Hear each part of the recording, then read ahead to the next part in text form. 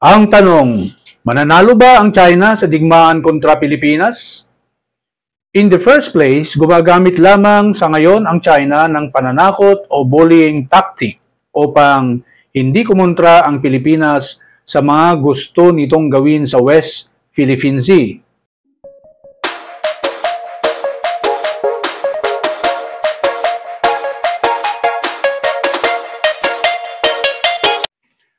Magandang araw sa ating lahat. Ulitin lamang po namin na ang pambansang opinyon ay nilalayon na makatulong sa ating mga kababayang dapat tulungan. Kailangan lamang namin ang at least 1,000 subscribers at 4,000 viewing hours. Kaya makikiusap kami na mag-subscribe na po kayo. Hit the notification bell at kayo ay magiging updated ng aming mga susunod na videos at makakasama na rin namin kayo sa pagtulong sa mga dapat matulungan. Ang ginagawa ngayon ng China ay panghaharas at pananakot sa ating mga Coast Guard personnel at resupply mission crew. Kaya masasabi naming natatakot rin namang makipagyera ang China sa Pilipinas. Dahil kung literal na mangyayari ang digmaan, alam ng China na sasamahan ng maraming malalakas na bansa ang Pilipinas. Dahil dito, hindi natitiyak ng China na masisiguro ang kanyang panalo sa maraming dahilan gaya ng mga sumusunod. Sa administrasyon ni Presidente Ferdinand Marcos Jr. o PBBM, ang dating kampi sa China na administrasyong Rodrigo Duterte ay nakipag-alyansa na sa USA in terms of geopolitical strategy. Noong nakaraang administrasyon, sinubukan ni former President Rodrigo Duterte na makipagkaibigan sa China. Sa kagustuhan niya, sigurong iisipin ng China na magkakataon na para maihiwalay ang Pilipinas sa USA. Noon nga, sinabihan pa ni Duterte si former President Barack Obama ng USA ng "Go to hell." Marami pa siyang manghang na salita laban sa Amerika noon. Pinawalang bisa pa ni Duterte ang Visiting Forces Agreement between the Philippines and the USA. Kalaunan, kinausap ni Duterte si Xi Jinping kung pwedeng magsagawa ng oil exploration ang Pilipinas sa kanyang exclusive economic zone. Ang sagot ni Xi Jinping, hindi pwede. Dismayado noon si Duterte. Hindi niya alam na ganyan naman talaga kausap ang isang komunistang leader. Papakitaan ka ng maganda pero hindi ka siguradong kakampi mo pa siya bukas. Kaya unti-unting namulat kay Duterte na ang mga leader ng China ay mga sinungaling. Ganyan naman talaga ang isang bansang komunista.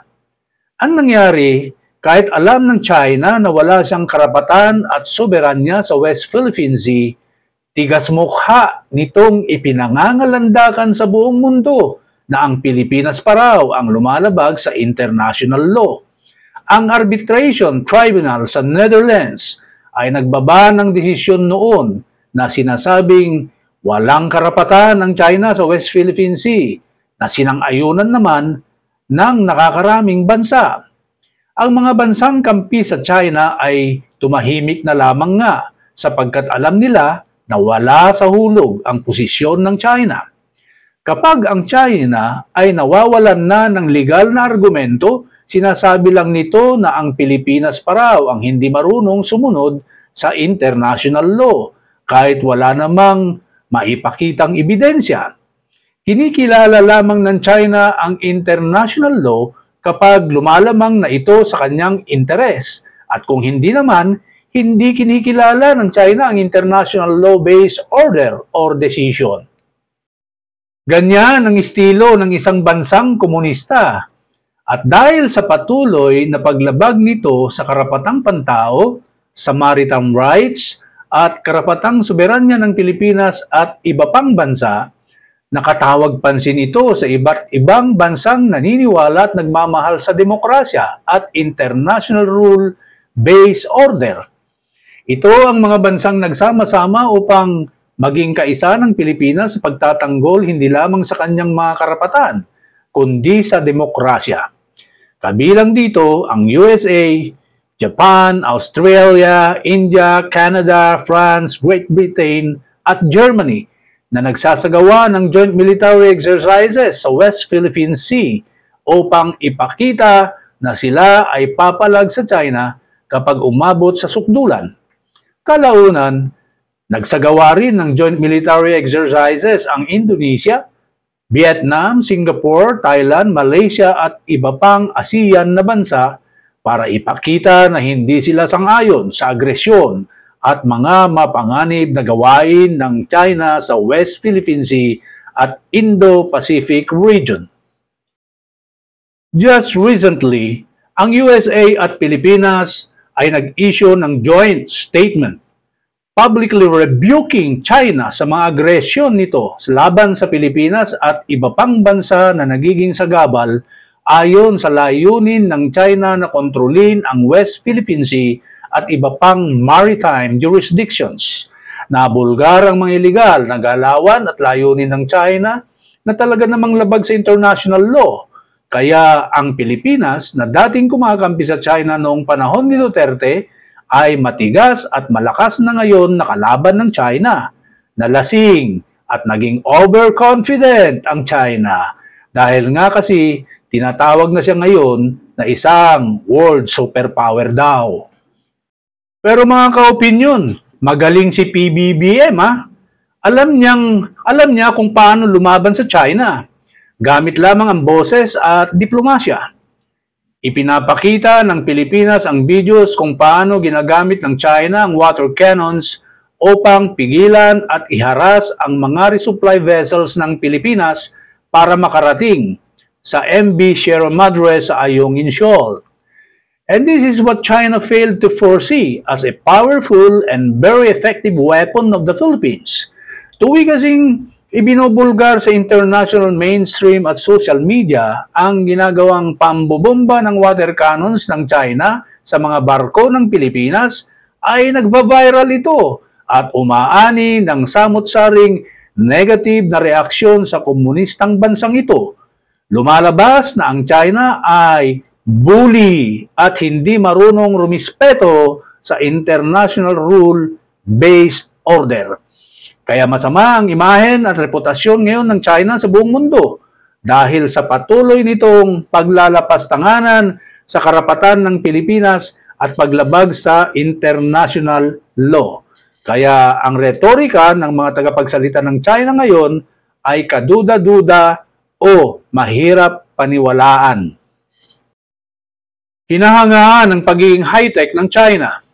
Pero natangahan nito ang paggamit ng bullying tactics dahil ito pala ang magpapabagsak sa kanyang reputasyon sa buong mundo. Maraming ipinananakot na armas ang China laban sa Pilipinas pero walay epek eh. China's aggression has rather emboldened the Philippines all the more to stand and fight. Trending ngayon na maraming Pilipino na gustong magpalista sa Reserve Armed Forces ng Pilipinas para sa giyera kontra China kapag nagkataon. Nagsimula yan sa mga Ivatan from the Batanes Islands. Ganyan din ang sentimiento ng higit sa nakakaraming Pilipino. Kaya nagigising na ang China sa katotohanan na hindi niya pwedeng porsahin ang Pilipinas sa isang digmaan, sapagkat hindi lamang ang Pilipinas ang kanyang makakaaway kundi ang maraming malalakas na bansa na sasapi sa Pilipinas. China's careless miscalculation will only result into a major war adverse to its economy. Alam ng China na wala siyang soberanya sa WPS or West Philippine Sea, pero sa aming palagay, ipinagsisigawan lamang ito ng China as part of its information manipulation strategy. Komunista eh, pero wa-epek dahil nga kilala na ang China na mahirap pagkatiwalaan. In short, it appears that China's agenda would be to conquer the West Philippine Sea in a short or long-term basis, and win or lose, to see to it that China will profit 10 times more than what it spent on its unlawful activities in the territorial waters of other sovereigns. Gayunpaman, bawat isisilang na magkakaisip sa kasaysayan ng mundo ay hindi na mabubura ang katotohanan sa kanilang isipan na grabeng nagwalangya ang China at lumabag sa samut-saring karapatang pantao, sa batas ng mundo, sa batas ng Diyos, pati na ang mga nilalang sa ilalim ng dagat kung makakapagsalita lamang sila kontra China na nagsamantala, naglapastangan at lumabag sa kanilang karapatan. Bilang konklusyon mga kaopinyon, hindi mananalo ang China sa gyera neto laban sa Pilipinas. Sa simula pa lamang, alam na ng China na magdudulot ito ng irreversible negative impact sa mahigit 1.5 bilyong inchik na kanyang pinapakain. Hindi nga kayang sakupin ng China ang Taiwan eh. Ang Pilipinas pa kaya? Mas matitigas ang mga Pilipino, hindi ba?